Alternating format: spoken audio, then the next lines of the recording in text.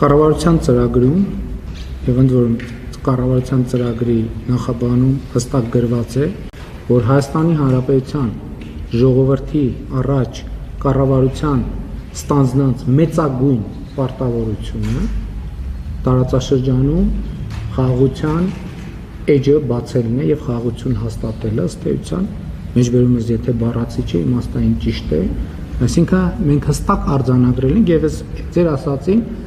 տասնյակ անգամներով անդրադարձել եմ, այդ թվում կուսակցության 7-րդ հերթական համաժողովում ունեցած ընդարձակ ելույթում, որ մենք մի նախընտրական ծրագրով մտել ենք ընտրական process, որը եղել է այո ավանդական, հայկական, ԿՊ դրոպ դաշնակցական ծրագիր,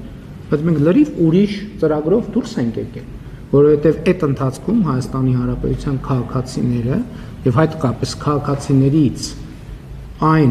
հատվածը, ում ես պայմանականորեն անվանեցի սնուցող մայրեր, նրանք շատ կոնկրետ պատգամավոր են հանդես եկել, մեզ հորդորելով խաղաղությունը դարձնել բացարձակ առաջնահերթություն։ Երկրորդը Ղարաբաղի հետ կապված ոչ մի կառավարություն չի արել Ղարաբաղի համար այնքան,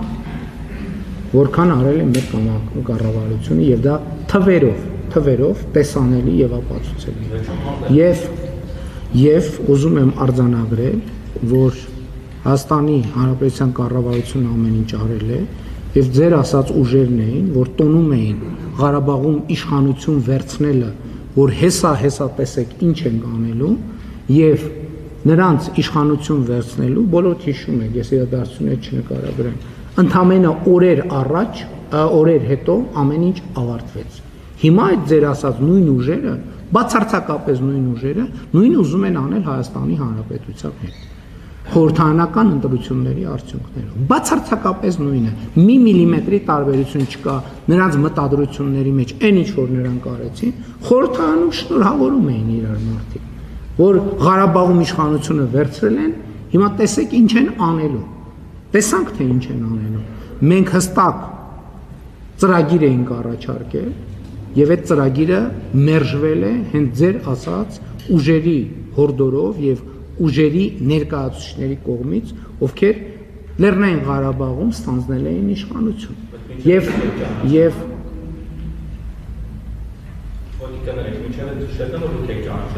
Ուրեմն գիտեք ինչ, Լեռնային Ղարաբաղը միշտ եղել է Ադրբեջանի կազմում եւ Հայաստանի Հանրապետությունը միշտ ճանաչել է Ադրբեջանի կազմում, ուղղակի դա թաքցվել է։ 2 օր առաջ քաղաքաշինության կոմիտեի նախագահն եկել եւ հարցազեկություն։ Իմիջայլոց այս բանից հետո հիշեք, որ հրապարակի։ Եվ 2000 չեմ հիշում, որ 5, 6, գուցե 10, 15 կամ որևէ թվականին Հայաստանում տարա բնակեցման ծրագիրը հաստատելու process-ը տեղի ունեցել եւ կցված են փաստաթղթերը, որտեղ Հայաստանի Հանրապետության կառավարության փաստաթղթերը, որտեղ Հայաստանից արևելք հատվածները, Հայաստանի սահմանագծված է, այնպես ինչպես մենք արձանագրել ենք խաղաղության նախասահմանագրված համաձայնագրում, իսկ դրանից արևելք մեծ տառերով գրած է Ադրբեջան։ Դա Հայաստանի Հանրապետության կառավարության պաշտոնական փաստաթուղթն է։ Այս այդքան ակնհայտ բան է։ Մեր խնդիրն ի՞նչ է, որ մենք ըստ էության Հայաստանի Հանրապետության ժողովրդից եւ Ղարաբաղի ժողովրդից էլ թաքցվել է իրողությունը։ Ինչի է թաքցվել իրողությունը։ Ինչի է թաքցվել 1996 թվականի Լիսաբոնի գագաթաժողովի իրողությունը։ Հիմա էլ փաստաթղթերը ամբողջությամբ հրապարակված են։ Էլ չկա այդ վայ հրապարակեք փաստաթղթերը։ Հրապարակված են փաստաթղթերը, բայ ուր են այդ փաստաթղթերի, ինչու աղմուկ չկա այդ փաստաթղթերի մասին։ Չկա, որովհետև ամեն ինչ հրապարակված է։ Ամեն ինչ հրապարակված է եւ ամբողջ ճշմարտությունը դրված է ժողովրդի առաջ։ Բայց այդ ճշմարտությունը դեռ ունի զարգանալու տեղ, որ այդ պատմությունը ընդամենը եղել է հետեւյալը. Հայաստանի անկախ պետություն լինելը թույլ չտալը։ Եվ այդ process-ը ղեկավարել են Լևոն Տեր-Պետրոսյանը, հետո Ռոբերտ Քոչարյանը, հետո Սերժ Սարգսյանը, հիմա էլ նրանց հարակից ռուսաստանա-բելարուսական օլիգարխներին են բերել, հասկանալով, որ իրենց քարտը մարված է, Հիմա էլ ռուսաստանա-բելարուսական օլիգարխներին են բերել։ Իմիջայլոց, այդ որ ինչի այդ հանրային հաղորդակցություն ինչի տեղի չի ունենում։ Ես հիմա ուղիղ եթերում եւ տասնյակ բաներով, առիթներով, ես նույնիսկ մարդկանց հետ շփվում եմ ուղիղ եթերում։ Ինչի ով է զրկված ուղիղ եթերից։ Այդ որ մեկ էլ հիմի ասում են պրոբացիան պաշտոնապես հրապարակել է, որ կարող է Սամվել Կարապետյանը մտնել ուղիղ եթեր։ Կարող է թողը մտնի ուղիղ եթեր, ասի ինչ է ասում։ Այդ որ հարգելիները, հարգելիս։ Թող մտնեն ուղիղ եթեր։ Այդ որ մի հատ էլ բան են անում, ասում են ուժեղի եւ թույլի հարց են բանանում, բարձրացնում։ Այդ մի հատ հասկանանք, այդ իրանք այդ ինչով են ուժեղ, մենք ինչով ենք թույլ։ Եթե կարան իրանք 30 անգամ ասենք ձգվեն այդ օլիգարխները, թող ուղիղ եթերում 30 անգամ ձգվեն, ես չեմ կարա 30 անգամ ձգվեմ, անկեղծ ձեզ ասեմ։ Բայց ես կարամ 100 կիլոմետր հեծանիվ քշեմ։ Թող գան իրանք թող ձգվեն, ես հեծանիվ քշեմ, ես հեծանիվ քշելուց եմ ուժեղ։ Կարան ձգվեն, թող ձգվեն։ Ուրիշ ինչից են ուժեղ։ Ուրիշ ինչից են, ինտելեկտից են ուժեղ։ Թող մտնեն ուղիղ եթեր իրանց ինտելեկտը ցույց տան։ Թող մտնեն ուղիղ եթեր իրենց ինտելեկտը ցույց տան։ Թող իրենց ինտելեկտուալ կարողությունները ցույց տան, թող իրենց բառապաշարը ցույց տան։ Ես համոզված եմ, որ երկու օլիգարխներն են թույլիկ են։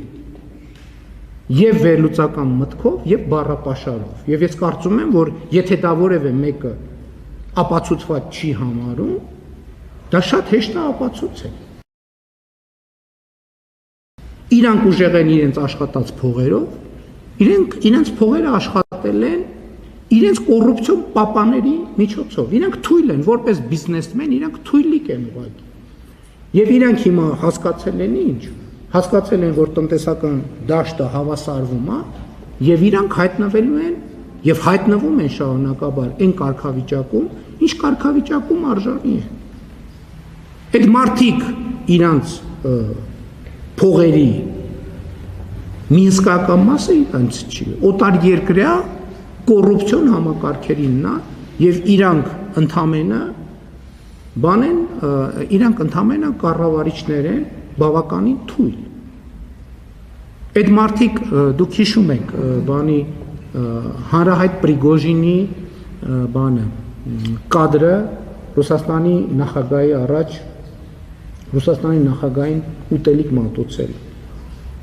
Այդ մարդիկ նույնիսկ առաջի դեմքերին չեն ուտելիք մատուցող։ Այդ մարդիկ 3-րդ, 4-րդական կարգի դեմքերին ուտելիք մատուցողներ են եւ մեկել են Հայաստանում ուզում են ներկայանան որպես ուժեղ, ինչից են ուժեղ, ինչից կարդացած են, ինտելեկտուալ են, թող ձգվեն 30 անգամ, ես կխոստովանեմ, որ իրանք ուժեղ են, ես չեմ կարող 30 անգամ ձգվել, կամ թող 100 կիլոմետր հեծանիվ քշեն, կխոստովանեմ, որ ուժեղ են,